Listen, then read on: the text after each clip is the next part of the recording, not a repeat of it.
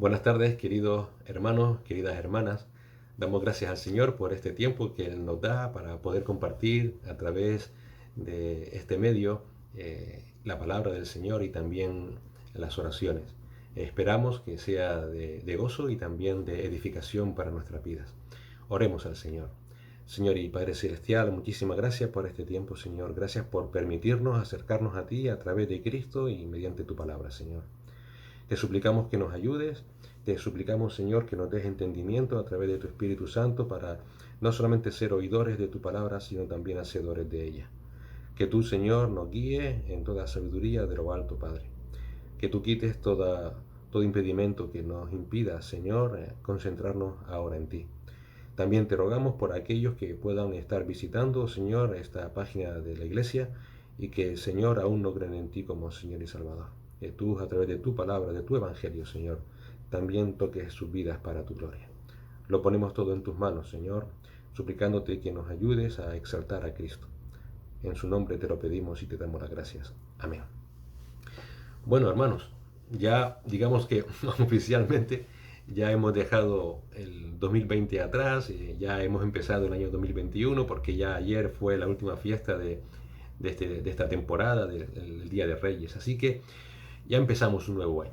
Y como cada año nuevo empezamos queriendo quizás llevar a cabo muchos planes, ¿no es cierto? Y eso es bueno, pensar, oye, ¿qué puedo hacer yo en este año nuevo que comienza? Quizás retomar cosas que dejamos atrás el pasado año, quizás iniciar nuevos retos profesionales o tal vez familiares, o tal vez tomar decisiones muy importantes en nuestras vidas. Mira, todo ello en sí mismo no está mal, pero somos creyentes. Y como creyentes, antes de enfrentar nuevos retos, o de enfrentar un nuevo año, o tomar decisiones drásticas en nuestras vidas, debiéramos meditar en nuestros caminos. Antes de tomar ninguna decisión, debiéramos orar al Señor y buscar su dirección, ¿verdad? Porque ya no somos personas independientes, ahora estamos unidos a Cristo. Así que meditar en sus caminos y meditar en quiénes somos en Cristo Jesús para Dios debiera de marcar las decisiones que tomemos en este año que comienza y en todos los años de nuestra vida. El Señor a través del profeta Ageo nos dice en Ageo 1:5, pues así ha dicho Jehová de los ejércitos, meditad bien sobre vuestros caminos, meditad bien sobre vuestros caminos. Todos los creyentes estamos delante del Señor y somos exhortados a meditar en nuestros caminos. Un creyente se debe caracterizar por tomar decisiones meditando en sus caminos y en dependencia de Dios y guiados por el Espíritu Santo mediante su palabra.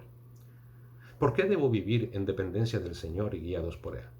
Bueno, hay argumentos muy sólidos de parte de Dios, como que no hay nada mejor que dejarse guiar por Dios, eso es así, porque nadie mejor que Dios, que todo lo sabe, sabe qué hacer en nuestras vidas, porque Dios es además soberano y sabe mejor que nadie lo que es mejor para nosotros. Y así un largo etcétera, ¿no es cierto? ¿Todo eso es verdad o no? Amén a todo eso. Pero surge una pregunta, si todo eso es verdad, que lo es, ¿por qué nadie hace caso? ¿Por qué no contamos con Dios cuando tomamos decisiones? Bueno, pues porque básicamente no hemos asumido quiénes somos en Cristo. Y en esta tarde, de las muchas facetas de quiénes somos en Cristo, hoy quisiera ver una en concreto que espero nos ayude a tomar decisiones en el futuro. Y esa faceta es que en Cristo somos sus esclavos. Sí, hermanos, el creyente es esclavo de Cristo. Pablo a los creyentes de Roma les dice en Romanos 6:22, pero ahora, habiendo sido libertados del pecado y hechos esclavos de Dios, tenéis por vuestro fruto la santificación y como resultado la vida eterna. Así que hay una pregunta que debe de hacerte como creyente. ¿Has asumido que eres esclavo de Cristo? ¿Has asumido que eres esclavo de Cristo? Si lo asumes, entonces tienes que también asumir que no puedes tomar decisiones en tu vida sin evaluar esa condición de esclavitud a Cristo. Y que cuando tomes decisiones, las debes de tomar como un esclavo. ¿Cómo? Buscando que esa decisión agrade a Cristo, sea para la gloria de Cristo y con un corazón agradecido con Cristo. Así pues, como esclavos de Cristo, todo lo que queramos llevar a cabo en este año que comienza o en los años venideros, se debe llevar a cabo con la motivación de hacerlo para Cristo, buscando agradar a Cristo y siendo agradecido con Cristo. ¿Por qué? Porque somos sus esclavos. Y así vive un esclavo de Cristo.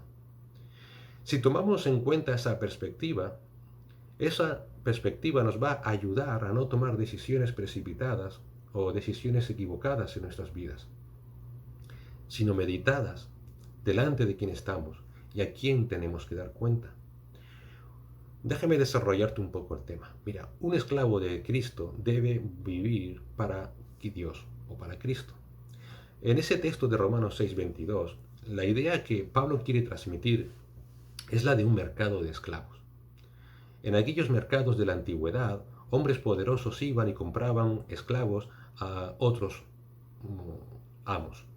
Así que la idea de Pablo es que entendamos que el creyente que antes de su conversión era esclavo del pecado ha sido comprado por Cristo a través de su muerte en la cruz. Es decir, en aquella cruz Cristo no solamente nos salva de la ira de Dios, sino que nos compra al pecado y nos compra para hacernos sus esclavos. ¿Cómo vivía un esclavo en la antigüedad? Mira, un esclavo en la antigüedad, al despertarse por la mañana o iniciar un nuevo año, no se decía como si él fuera dueño de sí mismo, bueno, ¿cómo voy a pasar el día de hoy? ¿Qué me apetece hacer? ¿O qué nuevos retos me voy a plantear para este año nuevo?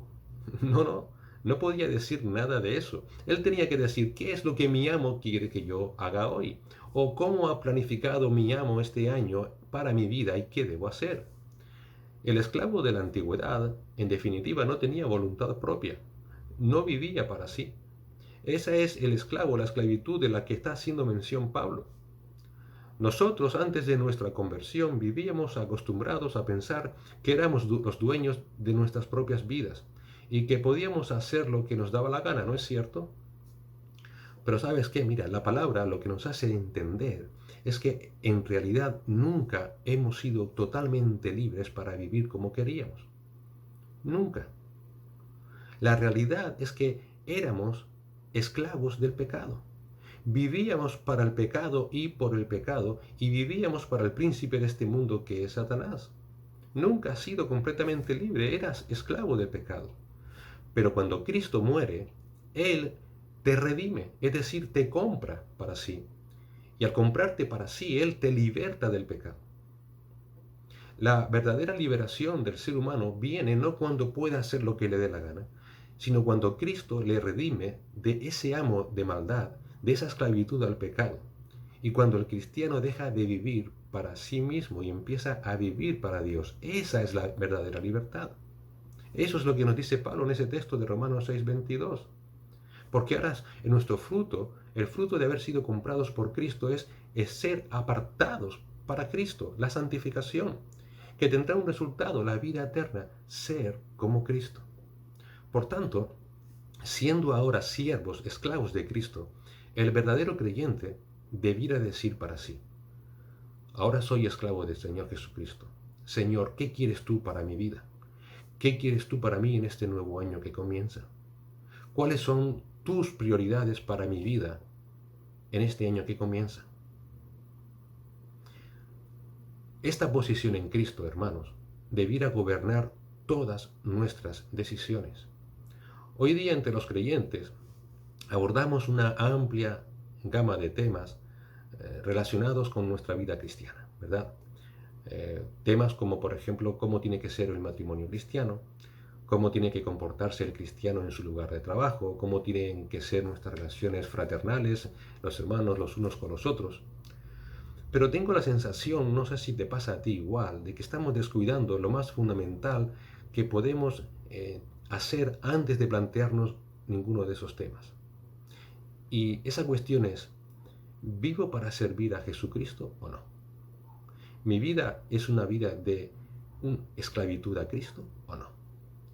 Si no nos planteamos esta pregunta, cuando hablemos de estos temas, no estaremos muy lejos de dar respuestas como lo haría un psicólogo o como lo haría un consejero cualquiera del mundo.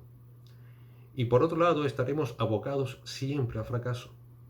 Muchos de nuestros problemas vienen porque no nos planteamos que somos esclavos de Cristo.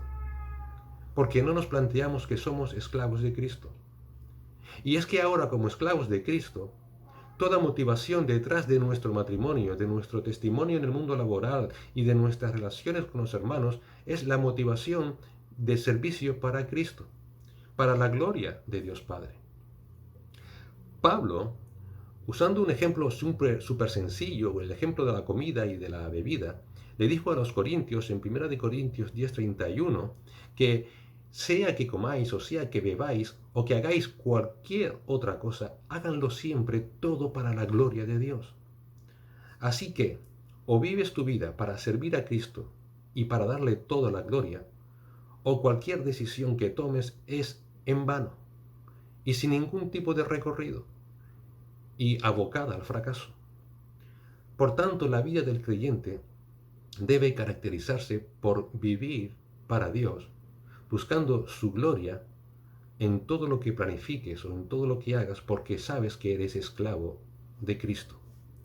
Pero ese servicio debe caracterizarse, esa esclavitud a Cristo debe también caracterizarse no solamente por la obediencia que busca la gloria de Dios. Otra idea constante de la enseñanza apostólica de ese ser esclavo de Cristo es que debemos servir a Cristo agradándole. Ser esclavo es aquel que busca agradar a Dios. Muchas veces servimos, pero buscando hacer lo que a mí me agrada. Si actúas así, entonces tienes que replantearte si realmente ese es el servicio que Dios te está pidiendo. Tienes que servir no buscando agradarte a ti, sino agradar a Dios. Mira, reconozcamos una cosa. Antes de ser creyentes, vivíamos egocéntricamente. Vivíamos para nuestro propio placer. Pero ahora debemos vivir para agradar a Dios. Pablo a los Colosenses, en el capítulo 1, versículos 9 y 10, nos dice: No cesamos de orar por vosotros y de pedir que seáis llenos del conocimiento de la voluntad de Dios en toda sabiduría e inteligencia espiritual, para que andéis como es digno del Señor, agradándole en todo. ¿Cómo es el andar digno que el Señor reclama? Una vida que le agrade en todo.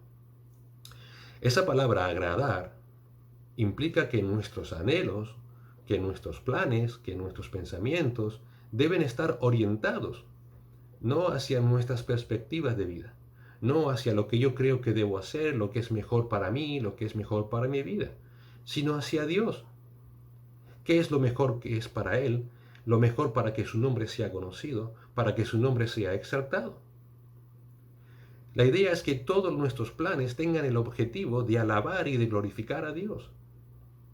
Si mi decisión no alaba o no glorifica a Dios, es nada, no sirve de nada. Si tu servicio al Señor como esclavo de Dios es para buscar tu propia satisfacción, es nada, nada. El apóstol Pablo, hablando de sus perspectivas cara al futuro de su vida, él dice que lo importante no es que él siga viviendo o que muera, sino que sea una circunstancia o sea la otra, cualquiera sea, agrade a Dios. Y así a los Corintios, en la segunda carta, en el capítulo 5, versículo 9, dice: Por tanto, procuremos también, o ausentes o presentes, serle agradables. Procuremos ser agradables a Dios.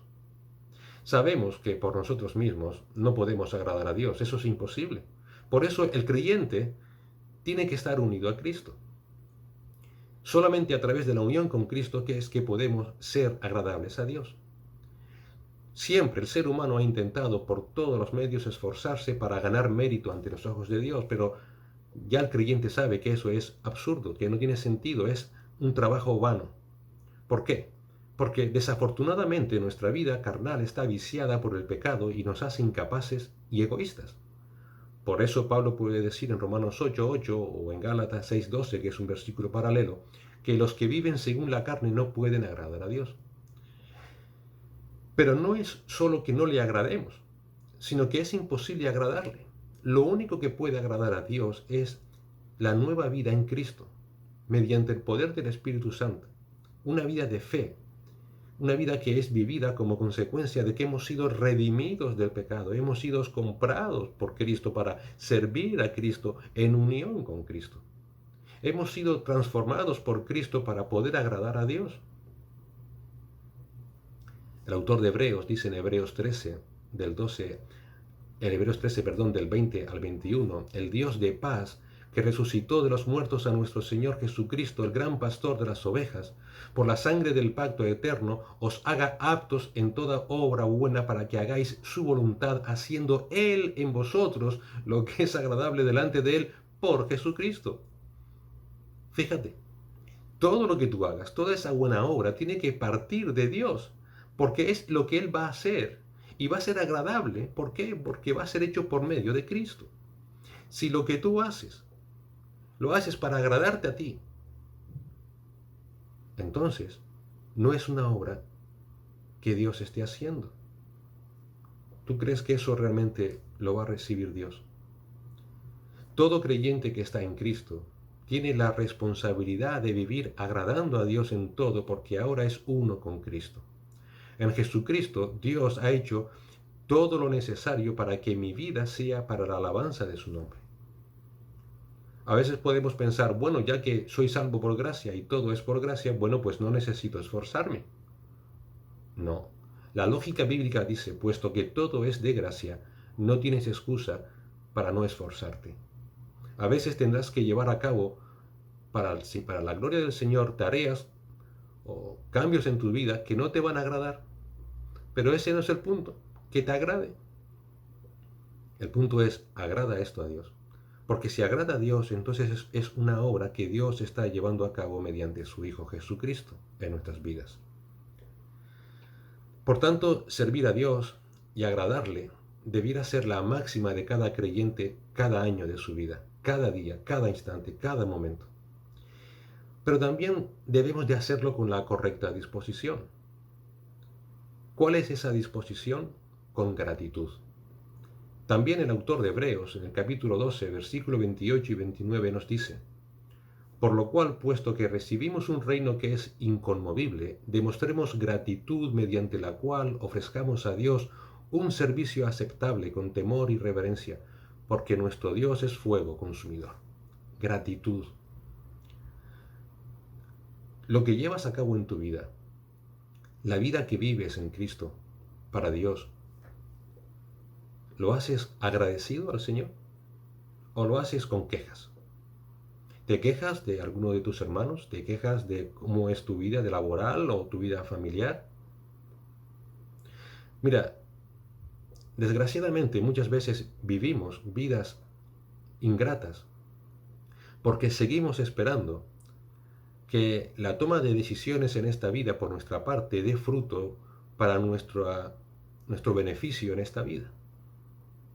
Pero la perspectiva bíblica no es esa. La gratitud del creyente procede no de lo que el Señor va a hacer con nosotros aquí y ahora, sino que procede de nuestra esperanza segura de un reino inconmovible que Dios tiene preparado para nosotros. Eso es lo que nos dice aquí el autor de Hebreos. Por lo cual, puesto que recibimos un reino que es inconmovible, que recibiremos, demostremos gratitud. Si somos ingratos al Señor, si no vivimos nuestras vidas para agradarle en servicio pleno y absoluto y no lo hacemos con gratitud, es porque nos falta visión de lo que Dios ha hecho por nosotros, de lo que ahora está realizando en nosotros y de lo que nos tiene preparado para nosotros. Y si nos falta esa visión, nuestro servicio también va a ser defectuoso. Nuestra vida para Cristo va a ser defectuosa. Creeremos que le estamos sirviendo y realmente no lo estaremos haciendo. Y no será olor fragante delante de Él. Fíjate cómo el autor de Hebreos, para despertar nuestra gratitud, no pone la vista en las cosas terrenales, sino en las celestiales, en la ciudad de Dios que Él está construyendo. Y lo puedes ver en los versículos 22 al 24. Cómo Él describe esa ciudad, para que entonces, anhelando llegar un día a esa ciudad, vivamos en esta vida con gratitud al Señor. El autor de Hebreos quiere estimularnos una gran esperanza para que a su vez esa gran esperanza despierte en nosotros gratitud al Señor. Aquel que ha sido transformado por el Espíritu de Dios se convierte en una persona agradecida, sí o sí. ¿Cuántas veces no has conocido a creyentes fieles que han pasado por pruebas muy duras en sus vidas y nos sorprenden por ver su espíritu de alabanza, su espíritu de gratitud en sus vidas? Mira, la ingratitud es una de las características de un ser humano que no ha sido regenerado.